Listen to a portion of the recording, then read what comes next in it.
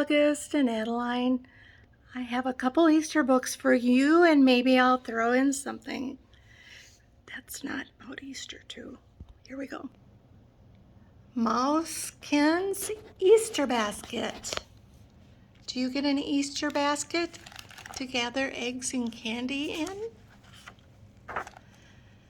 Mousekin's Easter basket.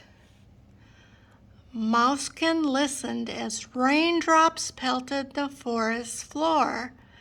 The spring rain ran in rivulets by moss-covered rocks and wildflowers.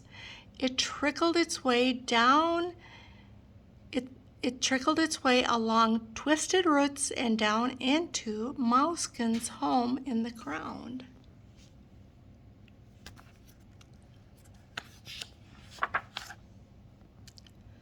When the first drops of rain splashed his coat and dampened his leafy nest, Mousekin raced up to the forest floor. He knew he must find a new home soon, one that was high and dry and safe from sudden spring showers.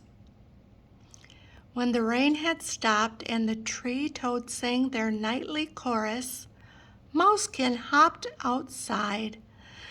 The little mouse squeaked with surprise when he saw a large, white, furry creature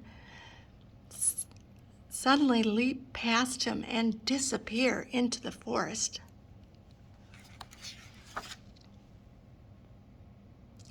More hungry than afraid, Mousekin nibbled the wildflowers that grew at the base of the tree. Only woodland creatures know which plants can fill and which can kill. As he nibbled and gnawed, he heard a thumping sound. Then, in a crash of underbrush, he saw a young fox run away. What could have frightened a hungry young fox who wanted a mouse for dinner? So he wanted to eat him. I wouldn't want to eat a mouse. Mousekin hurried to the top of the tree and hid in its flowering branches. When he recovered from his fright, he spied a robin's nest. It was just the right size for a white-footed mouse to make a snug new home. As Mousekin scampered up to the nest, the mother bird returned. There were pale blue eggs in a little basket waiting to be hatched. Mousekin ran back to the forest floor as Robin scolded him. Not far from a tree, Mousekin could see a nest of twigs and grasses. The towhee's nest was the right size, too, but built too close to the ground. The mother called, "Chee-week! Chee-week!" as she guarded her pink speckled eggs. Mousekin heard another sound, a rapid thumping on the ground that he had heard before. It warned Mousekin of danger near. It startled Weasel, who couldn't decide between pink speckled eggs or a mouse for dinner.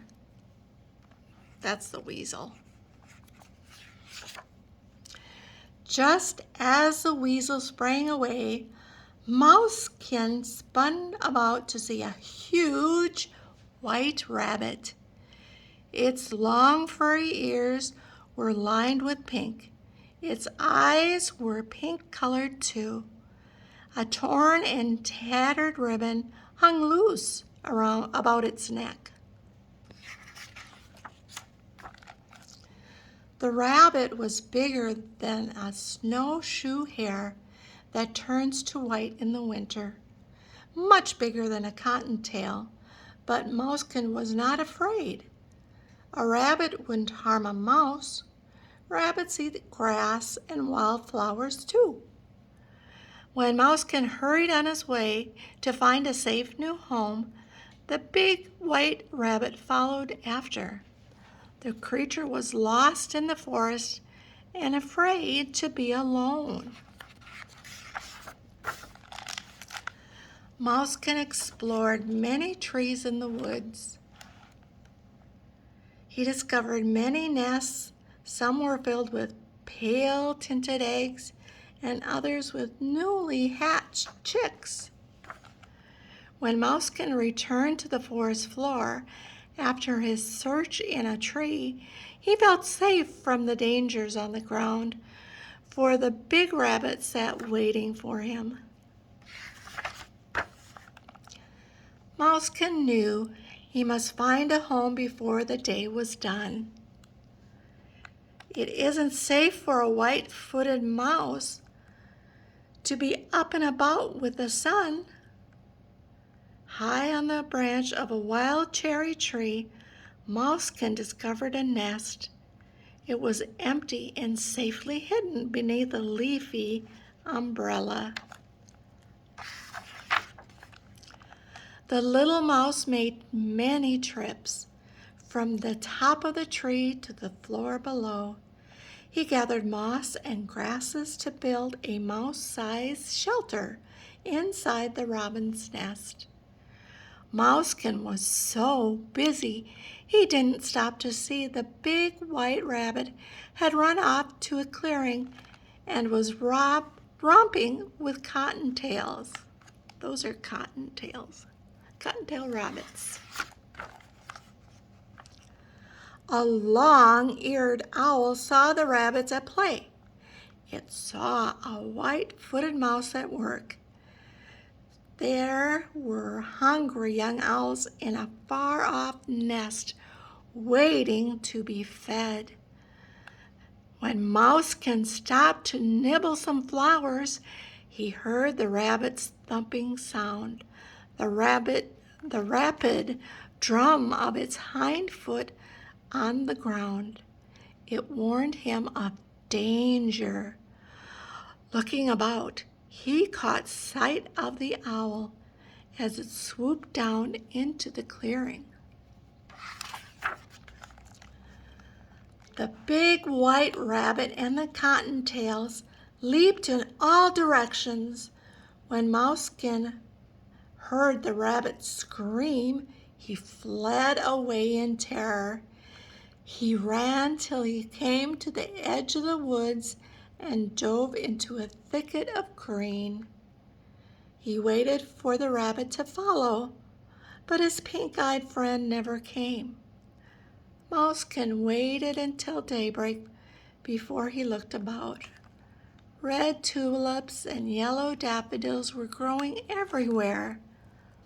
They were not like any flower Mousekin had seen in the woods, and the strong, sweet scent of hyacinth made his whiskers twitch. From his perch in the evergreens, Mousekin spied a large nest on the ground. The brightly woven basket was filled with large colored eggs, unlike any he had seen before. Some had dots and some had stripes. They were a rainbow of color. Just as Mousekin hurried down to peek inside the basket, his big white rabbit friend poked her head through the branches. She wore a bright new shiny ribbon about her furry neck. And it's a yellow one this time, right? In that same instant, a small hand reached in and snatched up the egg-filled basket. "We found them! We found them!" he heard small children shout. Mousekin darted from his hiding place and raced back into the forest. He hurried to his own little nest, high in the cherry tree branches. Just before Mousekin curled up to sleep, a robin heard him singing. His high, soft chirps and trilling sounds were as sweet as any bird's. The end.